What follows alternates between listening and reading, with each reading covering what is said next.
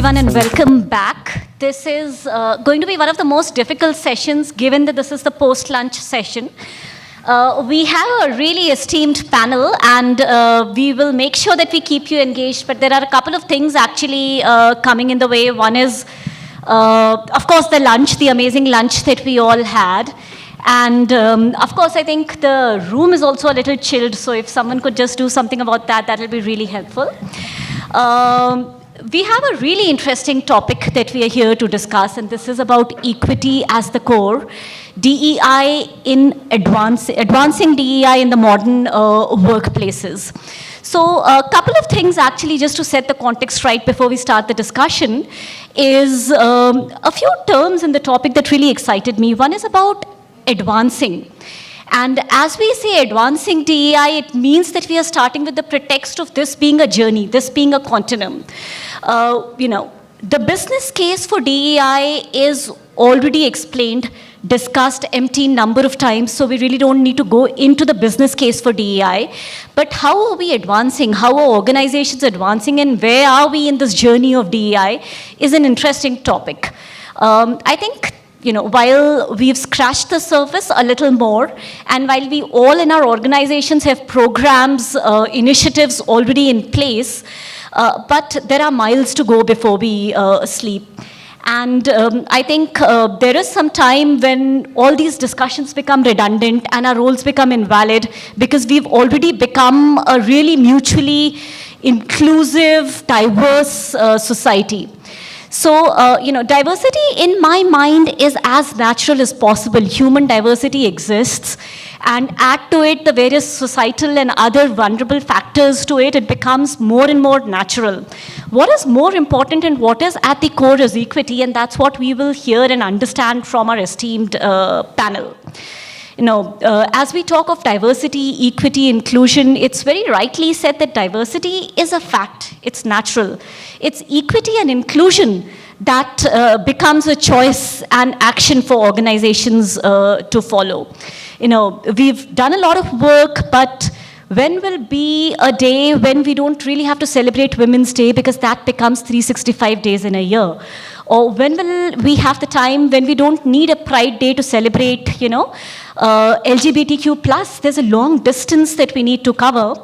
So with that, we will possibly start. The panel is all set for the discussion. And I'll start with the first question, which possibly, Madhushri, you could take over. Why don't you share with us the stories, initiatives, programs, that in your experience you have established, taken, or as an organization you've implemented. What are some of those stories, initiatives, if you could explain with examples? Sure, thank you. I hope I'm audible. So I think I would start with the fact that I think all organization is about hiring and getting new talent. So I think from that perspective, getting your DEI strategies for hiring right in terms of where your focus is going to be. I know gender diversity is something all organizations prioritize and work on, but then there are other forms of diversity, and we're talking about LGBTQIA+, then there's differently enabled. So what is it that we as an organization would want to hire and have the ability to hire? Because especially with differently enabled, there are certain other enablements that you need to have in the organization before you can go out to hire there. So I think that is in terms of hiring, tracking those metrics and see how we are progressing, understanding where our challenges are and kind of working through those challenges. The second would be, once employees are on board, what is it that they would look at? I think from that perspective, looking at building an inclusive culture, creating and having more diversity events in the organization, talking about inclusivity in the organization. I think that's also key and important in terms of how we are fostering diversity in the organization. Third is actually making your leadership steer the diversity initiatives as well, making them accountable in terms of how they are building DEI in their organization. One particular example there that we in Pure Storage do is every leader at a GM level and one below actually has something called an inclusive leadership dashboard, and that has all the metrics for their organization that are tracked and shared with them time to time. We typically do it on a yearly basis, and if somebody is behind in terms of those numbers, how can we push that organization and understand what's wrong in the organization, and how then we can push that organization to improve on their diversity strategies or the matrix that's set for them. So I really like that, and it's very well embraced by the leadership. Last but not the least is definitely making sure the practices and policies in your organization are inclusive. And I think that is also important, and in terms of bringing in that sense of inclusivity amongst employees in the organization. Thank you, Madhushri. I think the idea of inclusive dashboards for leaders to measure the extent to which we are actually inclusive is an amazing idea. With that, moving on to Pooja. Pooja, what do you think about equity, and where does equity play a role in this entire ecosystem of DEI? So Madhushri spoke about policies towards Madhushri spoke about the policies towards the end. I'd like to start from there. Actually, policies and your processes can become a great equalizer in the whole game of managing your talent. And I've seen examples from in my experience so far where companies, where organizations have done it very well. So one of the examples that I would like to really quote about is conducting equality screening for all policies and processes that you are trying to build within your organization. So it's a very simple thing, but I don't know how many of us do it. So whenever you're bringing a new policy or a new process, you sit around with a diverse group of people. So carefully select people from all bands, gender, as representative a group that can be, and that you debate on that process or that policy. Will it have a negative or a positive impact on a particular, say, gender or people from LGBTQ or say people with disability and so on, and how can you mitigate it? If it's a positive impact, how can you maximize it, right? So that's one example that I've really seen. Also bringing in practices which bring equity to the table. So for example, design thinking. All of us talk about design thinking. But what really is design thinking? It is user-led thinking, right? So you keep the user at the center of the entire argument while building a prototype that you can implement. So why can't we do this within HR? So those are two examples. I have used design thinking in one of the big behavior change projects that we were doing. And then I think we got surprisingly good results out of that practice. That's an amazing thought of why can't we have DEI and at the core of it design thinking, who are the end users that we are wanting to make an impact for, and how effective our entire program is around DEI, how are we making that impact? I think amazing thought of using design thinking as a part of DEI. As we move forward, Subbu, how do you think, we've been speaking about DEI since morning in various forms, and also thinking about technology in various forms. How do you think the two, technology enables DEI and the two can be married together? Yeah, thanks, Surabhi. So I think when it comes to technology, I think about two different aspects. One is about how we use technology for DEI. So for example, be it a hiring process, how HR is using. As a hiring process, we could have any kind of tools, or AI is the buzzword now, so which can try and see how we hire people from a diverse background. So it can be not only gender, but also in terms of disability or the LGBTQ community, or any other way that, how we can make it diverse, even nationality or even race or ethnic background or anything. So diversity, when it comes as it is, it can be from anywhere. It shouldn't be just in one color. So that's what it means. So how we can use that, and we also use data. Say for example, if we run a talent program in an organization where it's a kind of a prestigious program where we select only the top talent, the top on the 9-box matrix, and then they've been put into a certain program which is very expensive and very time consuming and gives a lot of value to the employee. We try and see that, how we have the data which shows us that who are the people who are getting participated along with their talent, which is already a first parameter. Along with that, now how we diversify it, what's our gender ratio, what's our any other kind of ratio which will enable DEI. The other point about technology is that how we can build technology for DEI. So one is about HR as using. Yeah, that's a great technology. point. Yeah. What are we doing to build something for DEI? So it can be particularly if we talk about disability, it can be about how people can accessible. I mean, making the technology accessible to the disabled or anybody who's. It can be even language. How it can translate to the other people who cannot read that that particular language. So that's, I think, something. Well, most companies would be already doing something about it, but I think that's one of the key points that we can see how we can use technology for the diversity and equity.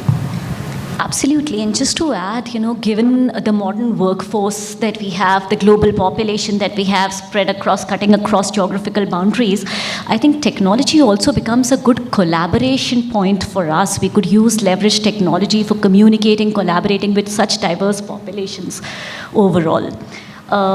In the spirit of being inclusive, do we have our online panelist also up so we could, do we have Rashmi Rashmi is not, okay, perfect. So, I was, in the spirit of being inclusive, I was wanting to get a question thrown at her also. But, all these pitfalls that we see, we've all tried, tested, toyed with multiple programs, we've implemented some, and we understand the challenges that are there. What do you think in all the programs that you've implemented around DEI in your organizations or in your previous experiences, what have been the major pitfalls that you've observed, and how can we overcome that as an organization? You want all of us? Whoever. I would say one thing, when HR does it alone. That's the biggest one. When it gets branded as an HR initiative. Oh, you're doing something for diversity, this is HR driving it. I mean, It's an organizational agenda. It couldn't it's a ever be. leadership agenda, it's an organizational, it's a strategic agenda. You want to get the best talent available to you. So that's organizational and strategic. So normally that's built like one of the pillars of the value system, so that that gets covered overall as an organization's agenda. Ideally, so, yeah. I mean, otherwise, like you said, it's a HR topic. Like I'm not interested even looking at it. It's an email from HR. So It's very surface level then, yeah. Yes, Yeah. it shouldn't be viewed that way. So that's where it's built as one of the pillar or as a value, as a core value of the organization, so that you get that inclusivity included in your overall agenda. Absolutely. Basically, when it becomes your vision and your purpose, when it's that deep-rooted is when diversity actually. Madhushri, you want to add to that? No, I think to Subbu's point, I agree that it has to be the organization's DNA, and that is how inclusivity or DEI is blended into the organization, rather than making it an HR agenda or any other center of excellence's agenda. So I think we all have to kind of be part of it.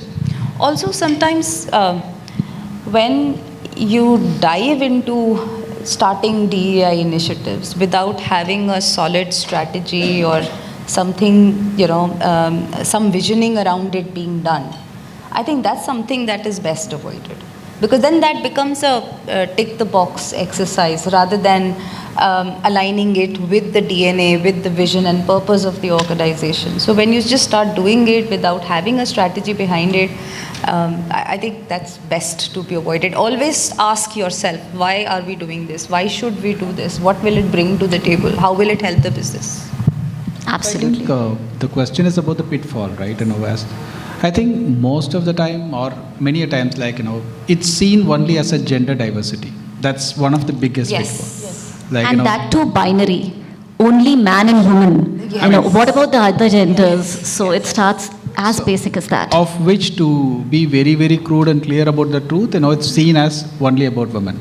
So focusing on only one area So of...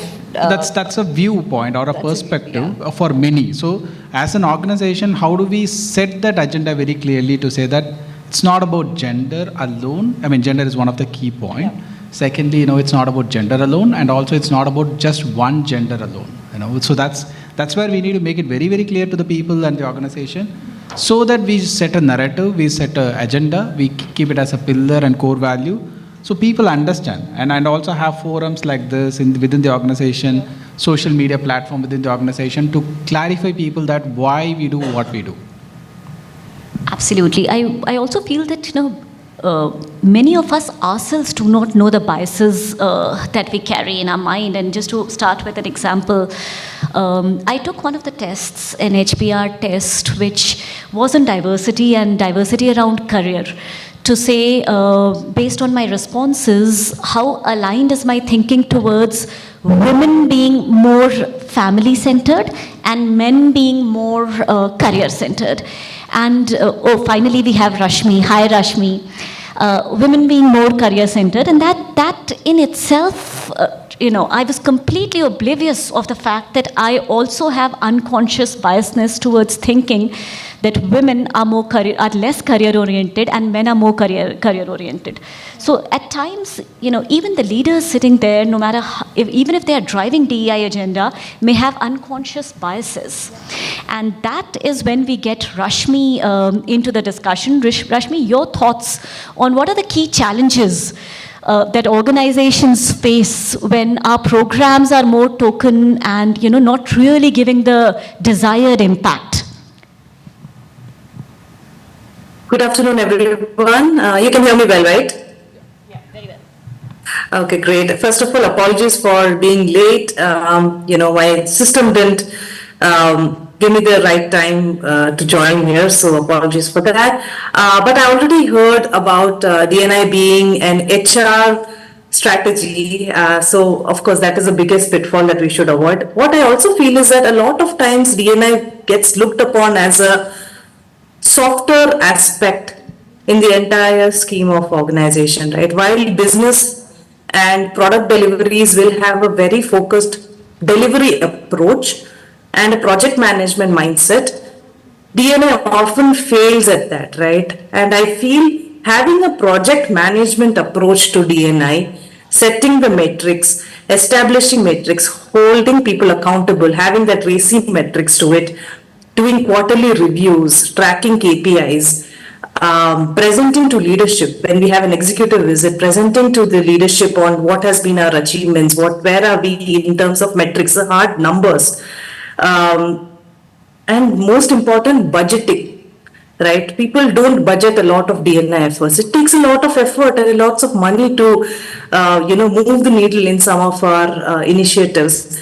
So, not having a project management approach is, I think, it's also a pitfall, right? We always keep softer targets. It's nice to have kind of an attitude to DNI. We have to move away from it. If we don't meet a target in our product strategy, what happens? Customers won't be happy, right? I think you should have the same approach to DNI.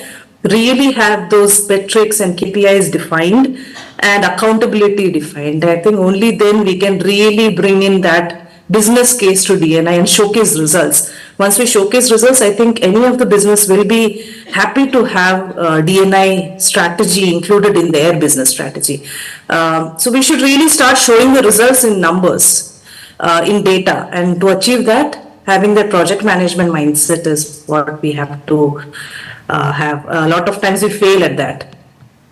Absolutely, Rashmi. Can't agree more to say that we need to have a project management, mindset and an agile project management mindset. Where you continue to ponder upon all the progress that you've made and where you are lacking, and then take a pause and redo certain initiatives that may not be working in your interest and certain initiatives that may be working in your interest. That brings us to a very important point that Rashmi just raised. What are the matrices that as an organization we all need to look at, make our leaders accountable for and drive it? Let's start with maybe Madhu, Pooja, Subbu, and then go to Rashmi on that. What are the matrices, Madhu? Yeah, so I spoke about the inclusive leadership dashboard that we have. I think we kind of incorporate most of our diversity matrix there. So I think it starts with overall, what's the sort of hiring we are doing. And I think in India, while our focus is on gender diversity, in the US, it goes out to URG and other data points as well. So looking at data. Second is, what's the sort of attrition are we having? Are there specifically diverse talent leaving for certain reasons? Then we need to deep dive on that. Then it's about what's the kind of engagement that's there in the organization. So when we run our employee pulse, we also look at the diverse talent and what is the pulse in those diverse talent. What are the comments we are seeing? What sort of scores are they giving? And is there any action that needs to be done out of that? Then, of course, looking at promotion data. Is there diversity in the promotion data? I think that's a very important piece to look at, and providing opportunities and also making it an equal opportunities for everybody. And so kind of making and ensuring that is always happening at all levels. And I think those are some of the key important metrics that we kind of track in the organization. Very important people matrices that you spoke about. Pooja, anything you would want to add here in terms of non-people metrics also? So, in my view, first, the organization should decide what kind of organization does it want to be. I mean, what is it that you're chasing? Are you chasing numbers? Are you chasing targets? Because there are parts of the world where the laws make it mandatory for you to have a certain number of, say, females or people from a certain race. So are you targeting those numbers? Or are you targeting mainstreaming? Are you trying to see that as an organization, how deeply steeped is diversity, is equity part of your processes? So I've seen an example of an organization where they track mainstreaming. It's a global organization, and they would, go around the world seeking examples of how HR teams in different parts of their operations have done mainstreaming of DEI in their different HR policies and practices. They will seek examples so for one of the examples is leadership openly championing diversity in any form. Are we training people enough, and how many people have we trained? For example, unconscious bias, how many people we've trained on unconscious bias? Is it a part of our recruitment messaging? Is it a part of our job descriptions? Are we openly talking about it on social media? What have we done there? So all this points out to how much you have mainstreamed diversity in your operations. That's another perspective. That's another example. So HR matrices, how much have we mainstreamed diversity? Subbu, what are the matrices at your organization? So yeah, I think mostly they both have covered everything. So it's like, right from hiring or talent development, training, or even attrition. We look at data to say that, what's the kind of diversity ratio, particularly gender ratio to a large extent, and also in terms of diverse.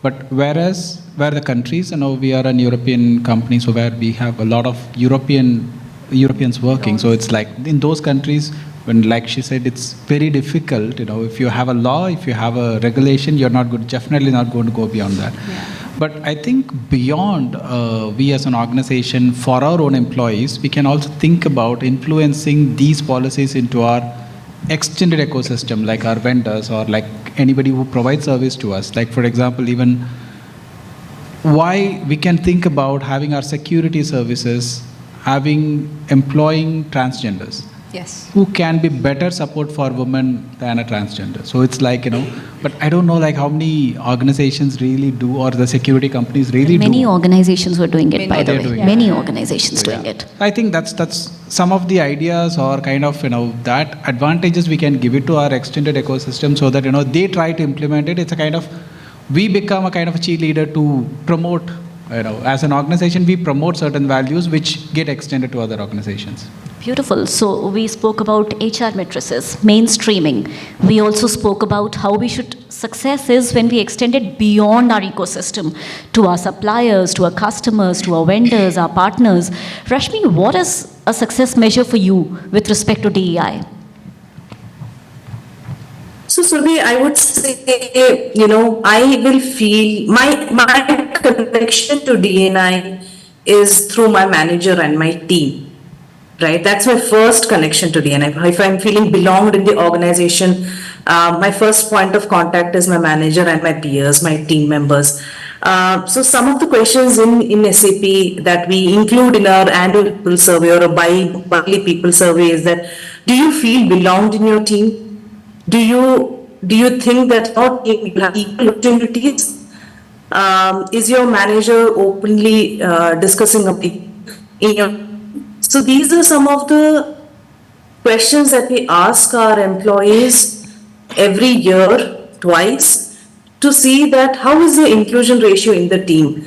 So looking at inclusion metrics at the team level and then zooming out at the organization level will give us a little bit more, slice and dice would be better. We can address at the grassroots where an employee will be working in their team, right? And then coach the managers accordingly, conduct workshops, conduct team workshops to, imbibe that inclusion mindset in the teams.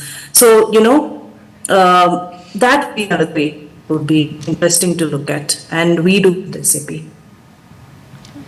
Perfect. And that brings us to another dimension of saying, here's what the leaders are doing, here's what the organization is doing, here's what HR is doing, here's what DEI champions are doing. What is it that employees can do?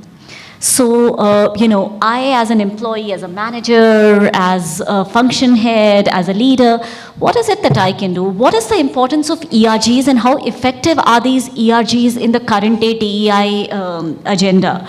Pooja, you want to take a stab at it?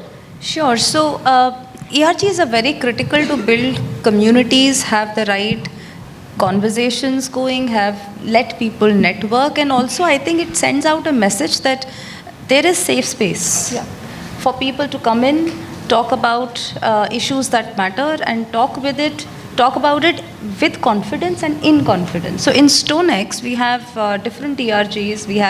So women at StoneX has been a very old ERG, but very recently we've come up with neurodiversity, LGBTQ, and also philanthropy, through which we can actually go outside the organization and try and diversify our efforts. So I am in favor of ERGs. In fact, to answer your first question around strategies, it would be one of the most stronger strategies to build in really the culture of DEI within the firm. Absolutely. And even at my organization, Zinnia, we have these employee resource groups that are so active. Yeah. And, we have veterans in workforce. We have, because it's a global organization, we have Asians, Black, and all these communities, and they come up with such diverse perspectives that can impact your businesses so acutely that you didn't have imagined otherwise.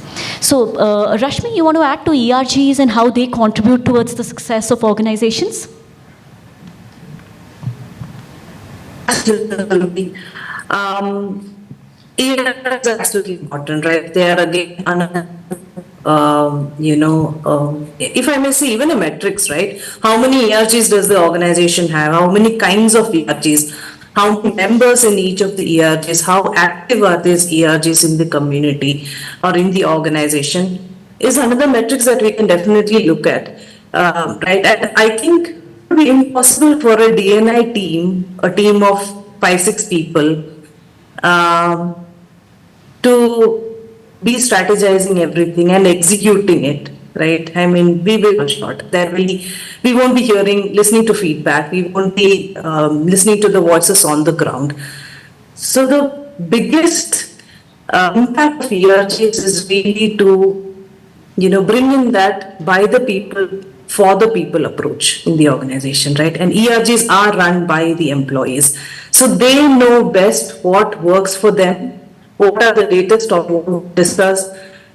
It could be listening skills, it could be community meetups, it could be a session by an expert or an experience sharing session, right? And I don't think any DNI team in any organization can manage that scale or that depth of topics that a particular ERGs need, right? And again, ERGs also help a lot in building a sense of belongingness in the organization. In SAP, last to last year, we started an ERG for new parents. It is called Nurture Network for New Parents. And we started small. I mean, during the launch itself, we had 200 plus people joining the launch community event. And then started building on, and we have close to 500 people. And it is run by a group of new moms and dads, right? It is not run by the HR, it is not run by the DNI core team, it is run completely by the employee group. And they come up with these interesting topics. One of the topics I must say is that I don't get sleep at night because of my baby so small. How do I manage sleep? So topics like this, which we never think, I mean, sitting in HR or as DNI leads, these are the topics that we discuss, and these are the topics that have really connected employees with the organization and with each other, right? So I think to create that sense of belongingness, ER play a huge part that none of the other teams can make it happen. Absolutely. The whole relevance is because it is for the people, of the people, and by the people. So, the most relevant topics get discussed in those ERGs. I know we are less than 4 minutes. So at this time, can we just take a pause to see if there are any audience questions before we get into more panel questions? If there's any question for anyone in the panel, please raise your hands and if you'd like to take that question. Yeah, there's one at the back. Yeah, go ahead, ma'am. Yeah, Much. putting a mic.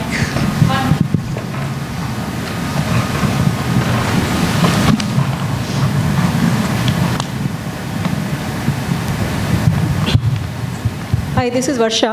I am an independent DI consultant, evangelist, end-to-end for the social impact. My question is, first of all, good thoughts and great thoughts. Thank you so much for such an engaging discussion. The question is around when we look at DEI, obviously we do not look, in most of the organization, we still do not look at from the holistic perspective. Generally, we say that, okay, we want to hire 4 people or 5 people or 10 people and so on and so forth, but that's not how it is in the business. When there is a challenge in the business, we do analysis, we understand what is the problem, how can we solve it holistically across all the business units. In DEI, obviously there are a lot of challenges, but if I just talk about the hiring perspective, we are moving towards skills taxonomy, we are moving towards gig economy. And I believe that if we do skills taxonomy and capability canvas and map it to the job roles, than looking at the degrees, we open a lot of plethora of opportunities for the diverse candidates across India and across multiple other countries as well. What is your thoughts on that? Second, from the metrics perspective, apart from HR metrics and other metrics, I believe it is also very important to make sure that we are developing the diverse candidates. And from that perspective, it is also very important to measure how many people we are putting forward for the various trainings, for the development programs, how many are engaged into that, how many have completed, and what is the progress which we have seen because of that, what is the impact which it has made. So I want your comments on both of these. Just your thoughts. Sure, Varsha, I think very valid point that she just brought out, and that was around holistic DEI.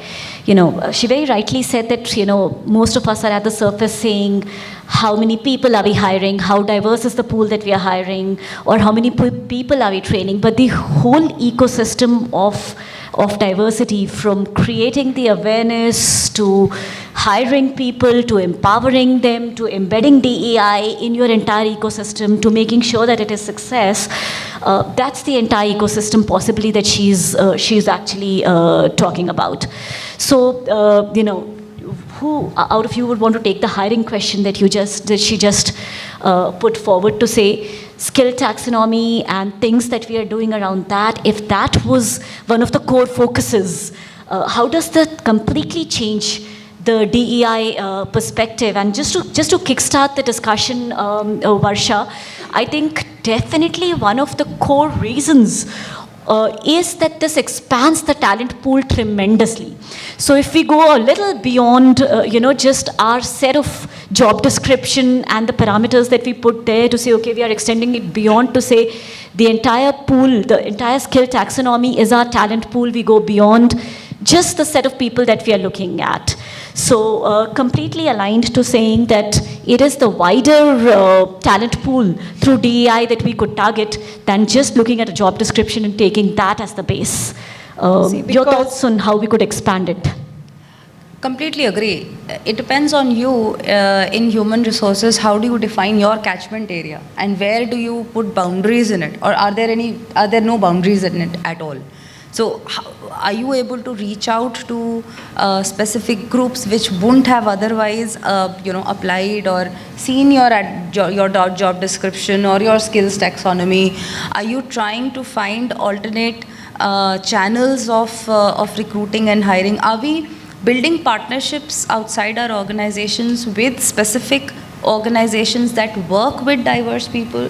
So another example that I can talk about is when a previous organization that I was a part of, we built a partnership with Noida Deaf Society.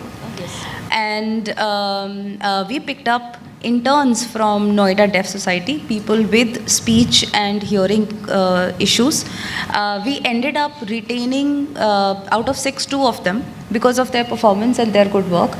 And one of them ended up being a confirmed employee and is still working there. Absolutely, and to add on to, in my previous organization also, we've tied up with Noida Deaf Society for a lot of facilities work there. Yeah. And then, of course, we're also building a workforce of transgenders working with Lighthouse Foundation. And to Supu's point, they are currently getting mainstreamed as cafeteria executives for executive leadership, security guards for executive leadership and all. So the talent pool is definitely expanding. I know we are just on time, but anyone has last thoughts on the question that Varsha just asked? I can take up the second part of a question, which is in terms of development and tracking development. I think, again, most organizations, including mine, are really looking at how are we being inclusive about our training and learning programs. Again, looking at the diversity in the workforce. Many of our programs are not just gender diverse, but we bring in diversity as a holistic thing. But then that said, we do have gender diverse programs as well, especially enabling women to climb up the ladder or broaden their career skills, job skills, etc. So I think there are various aspects to it. As an organization, we also do a very good check in terms of how these progresses are happening.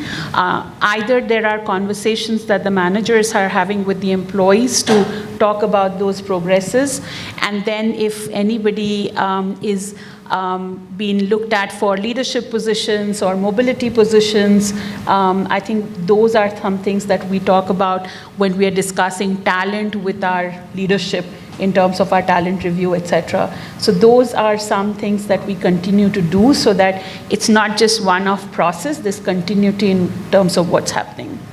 Absolutely. Thank you so much for your insights. We are on time, but I'll just sum it up by saying that, diversity is a fact, as it is said. Inclusion is a choice. And belongingness is the outcome, and which is what all of us are sort of focused on in our own DEI charters. So thank you so much for enlightening us with your thoughts. Thanks a ton. Thank you.